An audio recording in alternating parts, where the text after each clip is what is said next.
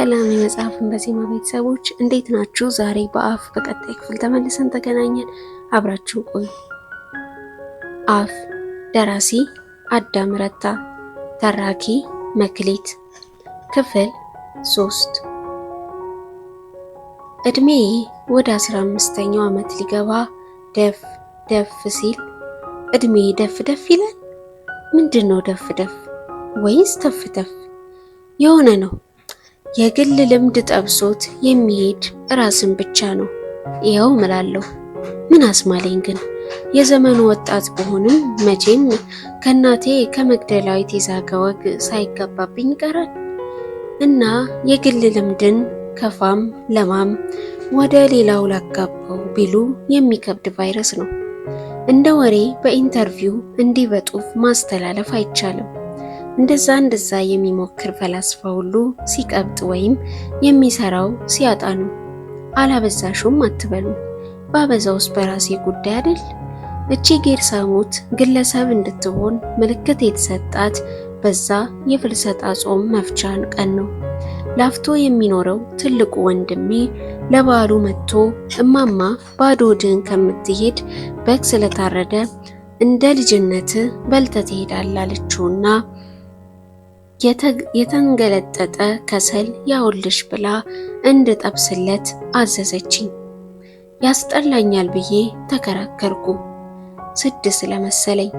እሱም እማማም አሁን አንቺ አደግሽና ማፈርሽ ነው ምናምን እያሉኝ ሲስቁብኝና ሲሳለቁብኝ ጊዜ አላፈርኩም ለማለት በእልህ ልጠብስበት ተቀመጥኩ።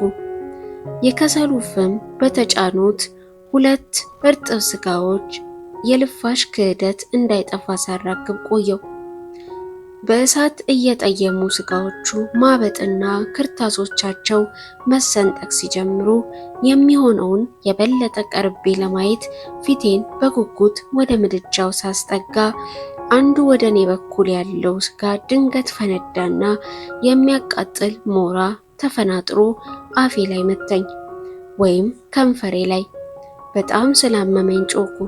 የመጥበስ እምቢታዬን አጋጣሚው አጠናከረልኝና እያለቃቀስኩ እማማና ወንድሜ እየሳቁብኝ ሁለቱንም ትቻቸው መኝታ ቤት ገባው። አልጋዬ ላይ በሆዴ ተንበልብዬ ለጥቂት ደቂቃዎች በእልህ አለቀስኩ። ማለቃቀሴን ጨርሼ መታጠቢያ ቤት ገባሁና በመስታወት ፊቴን አየሁት። ከንፈሮቼ አብጠዋል፣ ቀልተዋል። አደጋው ከባድ እንዳልሆነ ቢገባኝም እነማማን ላለማየት ሰበብ አድርጌው ተመልሼ መኝታ ቤት ገባው። ከንፈሮቼ አብጠው መንገድ ላይ ብታይና ምን ሆንሽ ተብዬ ብትጠየቅ ይህንን ላለመናገር አረፍተ ነገርና ምክንያት ለመፍጠር ሳስብ እንቅልፍ ወሰደኝ። ምናልባት ከ1 ሰዓት በኋላ ባነንኩ።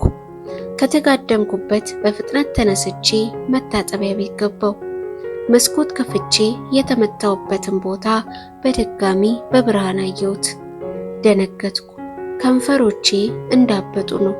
ስነካቸው ግን አያመኝም። እንዲህ በመሆናቸው ግን አላስቀየሙም። ከንፈሮቼ በጣም አምረዋል። ማለት ከንፈሮቼ እንዲያብጠው ቢቀሩልኝ ተመኘው። ማለት በአምሳለ ምትሃቴ ውበት ራሴው ማለርኩ።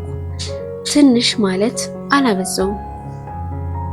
በሚያቃጥል ክርታስ ፍንጣሪ የተከተቡት ከንፈሮቼ የባሰ እያማረባቸው ሄዱ። ከዕለታት አንድ ቀን 4 ልጆች ዘሪሁን ገለታ፣ ባካፋ ራሚሱ፣ አቡ ተደነጋግሮኝ እስከወድቅ ቢያፈጡብኝ ለምን ብዬ ለመመራመር ጽላሎት አምሳሌን ደከሜ አላየሁም። እነዚህ ሰፈርተኞቼ በዓይኖቻቸው ትኩረት እየነካኩ በአፌ ውበት የበለጠ እንድመካ አደረጉኝ። ለመሆኑ የአፌ መደነቅ ጥርስን ይጨምራል? እንጥልንም ይጨምር ይሆን? ጉሮሮስ አለበት? ጠረንስ? ጅድስ? የምላስን ቅላትና ልስላሴውንስ? ለመሆኑ ከንፈርሽ ያምራል ሲባል የእነዚህ ሁሉ ቅንብር ይሆን? ሌላው ገላዬ የት ሄደ? ለመሆኑ ማን ነው የሚወስነው? ለመሆኑ አንድን ሰው አውቀን ውብ የምንለው እንዲህ በቁንጣሪ መረጃ ነው? ማወቅ ሲባል ምን ማለት ነው? ሌላን ሰው ማወቅ ቀርቶ ራስን ማወቅ አይከብድም? በትክክል የማንንም ሁለመና ማወቅ አይቻልምና። ታዲያ ካልተቻለ በቁንስል መረጃና ወሬ ውበትን እንወስን ነው? በቁንስል አንድ ነገር ውብ ነው ብሎ መደምደም በከያንያን አያስከስስም? በፈላስፎች አያሰድብም? የተሳሳተ ውሳኔ ቢመስልም እኔ በከንፈሮቼ ብቻ መወደዴ እንግዳ ጉዳይ ሳይሆን ሚስጥርነቱን ማወቅ እንደማይቻል ተረድቶ ብልጥ መሆን ነው። ዓለም የሚያውቀው ያልደበቅኩትን ያልተደበቀውን ራሴን ነው። አፌን፣ ቀጫጫነቴን ለመግባቢያ ያሰለጠንኩትን ሳቄን ነው። በደቃቃ ሰበብ ወደው ሊያወጡኝ ቢያንሰፈስፉ ለሰው ልጅ የተሰጠው ስልቱ ነውና አልፈርድባቸውም። ደግሞ በራሴ የምተማመንም አልነበርኩም። አንገቴን ደፍቼ አልፋቸው የነበሩት ወንዶች ጨዋ ሆኜ ሳይሆን አያምርም ብዬ የምጠረጥረው ሁለመናዬን ከነሱ በቶሎ አርቄ ቤቴ ወይም የምጠፋበት ቦታ መፈለግ ነበረ። አይኖቼ ትልልቅ ቢሆኑም የሚገባኝ ፈጣጣነታቸው ነው። ማስለምለም እንኳን አልችልም። የፀጉሬ ድርዝና ግንባሬ የተለያየ መጠን ባላቸው ሽፍታዎችና ቡግሮች ተሸፍነዋል። ጆሮዎቼ ቀራፋ፣ ጥርሶቼ ያልተስተካከሉ ናቸው። ቂጤ ደግሞ ቦክስ ያክላል። ከላይ እስከታች ቀጫጫ ስለሆንኩ የራበው ጅብ ያገኘኝ መጀመሪያ ልሶና ነካክሶ አጥንት መሆኔን ሲያውቅ እንድሞከሙክ ለ10 ቀኖች አቃቂ ወንዝ ዘፍዝፎኝ ያልተሻለኝ ኩልጥምታም መሆኔን ሲረዳ ትቶኝ ወጨጫ ይወጣል። ማለት ራሴን ቁጥር የነበረው ከጅብ ማዕድ ያመለጥኩ አስቀያሚ አድርጌ ነው። የምር ግን ብዙ ወንዶች ደስ ይሉኛል። እነዚህ ደስ የሚሉኝን ባየው ቁጥር ገላዬ የማይሆነው ነገር የለም። ከማውቃቸው በመጠኑ ከምደፍራቸው የሰፈር ልጆች አቡ ተረቡ ደስ ይለኛል። ዘሪሁን ልቅም ያለ ቆንጆ ነው፣ ሁኔታው ያባባል። ገለታ ደግሞ በዲምፕላም ጉንጩ ሲያንጎራጉር ሲያምር፣ በአካፋ ሁኔታው ረጋ ያለና ጠንቃቃ ስለሆነ በቃ የሚያስብለኝ ይመስለኛል። ግን እነዚህ ዞር ብለው ሳያዩ ኖረው ከንፈሮቼ ሁኔታቸው ከተለወጠ ጀምሮ አይናቸው አለቀኝ አለ። ደስ ቢለኝም ትንሽ ቅር ይላል። ማለት በቀደም ዕለት የት ነበሩ? ያው መጀመሪያ ሰላምታ ነበር የሚያገናኘን። የሰፈር ሰው ሰላም አይባልም እንዴ? ቀጥሎ አብረን እዚያ ድረስ እንሄድ ይባላል። እግርን የሰራው እግዜር ታዲያ አያልቅና ብንወዛወዝበት። ቀጥሎ ትምህርት ቤት ቶሎ ደርሰን ምን እንሰራለን? እዚህ አዲስ ኬክ ቤት ተከፍቷል፣ ሻይ እንጠጣ፣ ኬክ እንብላ ይሆናል። እኔ ቤቢ እሱ ቤቢ፣ የምንማረው አንድ ግቢ፣ የምንጠጣው ውሃ የአቃቂ፣ ደሞ ስንዴው የከንታኪ። አንቺ አምሮብሻል ብለው ቢያምርብኝም ባያምርብኝም ሰው የፈለገውን ሊያገኝ እንዲሁ ውሸትን ይቀባጥር ዘንድ ግዱ ነው የተባለ ምሳሌ ተጽፎ ይሆናል። ገላዬን የሚገፉ መስለው መንካት። የኔ አይነት ኮረዳ ሀብቷ እውቀቷ ሳይሆን አይነገርም እንጂ አለመበላሸቷ ነው። ማለት የከንፈሮቼ ነገር ይሄን መከለያ ይመስለኛል። የማይደርስበትን ቦታ አይን በደረሰበት ቃል መሸፋፈን። አይወራም እንጂ እነዚህ ልጆች እያሰብኩ በቀን ቅዠት ብነድ ለሌላ አይደለም የሚያበላሸኝ ልጅ ለመምረጥ ነው። እንነጋገር ከተባለ ድምፄን ከፍ አድርጌ ባልለውም ለመገሰስ ሲያቅበጠብጠኝ ነው። ታዲያ ብቅበጠበጥም ብዙ አላውቅምና ገና ሲነካኩኝ ሲላፉኝ በላባም እጃቸው ሲጨብጡኝ ፍርሃት ይለኛል። ለመሆኑ እንዲህ አይነት ለውጥ ሲሆን አባቴ በዝምታ ያያል? የማያየ መሰለ ያያል? ታዲያ እንዲህ ይለኛል፣ ከዚያ ልጅ ጋር ለምን ቆምሽ? ምን ይጠበስ ነው መንገድ ዳር ከማንም ጋር? ሰው ጠፍቶ ነው ከዚያ ጋር? ከትምህርት ያለው ከመልክ የለው ከጎሳ የለው። አባቴ ራሱ ከመልክ የለው ከእውቀት የለው። ደግሞ በእናቴ ሀገር ልጠርጥርና ወንዱሌም ገምጭ ነው። ጎሳ ምንድን ነው አባባ? ጸጉር? ያኛው ምንትስ ነው? ከምንትስ ምን ትሰሪያለሽ? መልሴ ከአፌ ሳይሆን ከልቤ ያለ ገደብ እሱ እንዳያየው ሆኖ ይፈሳል። ከአፌ ባወጣው ግን ማርያምን መድፍ ይጠራል። ቅድም የጠቀስኩትን አይነት መድፍ፣ ያውም ባለ 4 አፈሙስ አለ እንዴ ለሱ ደፍሬ የማልለው ልበለው? አባቴ የአንድ ጥሩ መጽሐፍ ገጽ ከማንበብ ስቴዲየም መሄድ ይሻለዋል።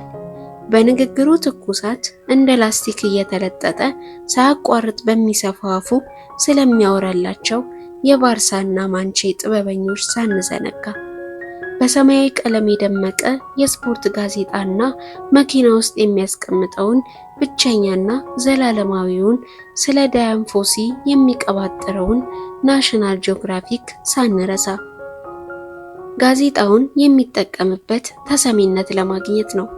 ወዳጅ ሊያበጅበት ነው? ሰው ሊባልበት ነው? ለመሆኑ በዚህ ዕድሜ ቢጫወት ስህተት ነው? እማማን ያገኛት ጠልፎ ነው እንዴ? አንዳንዴ የቀናው ዕለት ባደገበት የአግቡ ጥበብ ነይ እስኪ ጌርስዬ የሚያስቅ አዝናኝ ዘፈን ይለኛል። ቴሌቪዥን ፊት ለፊት ሶፋ ላይ ተንጋሉ። በቲቪ ይሄና ያለው ነጠላውን ያጠፋ የሆነ ለምቦጫ መባት ገጹ ያላበው በጭንቀት ኮልጌት ነክቶት የማያውቅ ካኪ ከለር ጥርስ ያለው የድሮ አራዳ እየባለገች አፍቅራ ያስቸገረችውን ሴት ልጁን ይነተርካል። ለሌላ ዓላማ የተሰራውን ቲያትር ብልጦ አባቴ ሳሎን መሃል በሾኬ ይጥለውና ወደ እኔ የተቃጣ ምክር ያደርገዋል። የምር ሮጬ ፍራሼ ስር መቀበር እፈልጋለሁ። እንዴት ነው በእድሜ ጠኑ የተባሉት ያፈቀሩበትን ጊዜ የሚረሱት? አላፈቀሩ? ማታ ማታ ከጠጡት ጨርቅ ጋር ደርበው ሸኝተውታል ማለት እዚህ ዘመን እስኪደርሱ እየሸኙም ጨረሱት። ፊቱ ላይ የፈሰሰው የአባቴ ጢም አመድ ይመስላል። ፍቅር ማሸሽ ያስረጃል ማለት የሰውየው ገጽም በበረዶ ይሸፈናል። ታዲያ ሳይቀናኝ ቀርቶ ነው መሰለኝ የሆነ የሀገሩ ፖለቲካ በተበላሸ ነገር በሚያበዛ ከንተሮ አፍ አፍሪካዊ ሁሉ የጎሪጥ በሚተያይበት እንከፍ ዘመን ኮረደድኩ ሲባል እንደምሰማው ቢያንስ በዘፈን የማንን ድምፅ ማን ያምናል? ድሮ ድሮ አይን ተገልጦ የታየ ይወደዳል፣ ባይሰካም ይወደዳል። ዛሬ አይን ተገልጦ ይወደድና እንደ አባቴ ጎሳው ምንድነው ሃይማኖቱ ምንድነው ይባላል።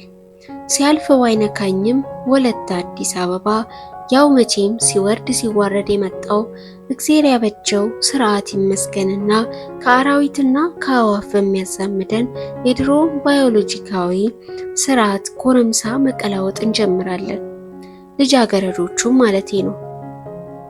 ታዲያ ከቤቴ ወጥቼ የኮረኮንቹን ጎዳና አጠናቅቄ እዛች የተበጣጠሰች አስፋልት ላይ ቅድም የነገርኳችሁ ብቅ ስል የሰፈሬ ጎረምሶች ያጋጥሙኛል፣ ይደናገረኛል። ለአፍታ ቆም እላለሁ። ሰላም ልበላቸውና አለበላቸው ይምታታብኛል። እየፈለኩ ላወራቸው ቀርቶ ስጠጋቸው እንኳን እፈራለሁ። እዚህ የአባቴ ስድብና ማስጠንቀቂያ ትዝ ይለኛል። ውድ የመጽሐፍን በዜማ ቤተሰቦች አፍ ክፍል 3ን ይህን ይመስል ነበረ። በቀጣይ በሌላ ክፍል እስከምንገናኝ ሀሳብ አስተያየታችሁን አስፍሩልን። ላይክ፣ ሼር፣ ሰብስክራይብ በማድረግ ቤተሰብ እየሆናችሁ ቆዩን። ሰላም።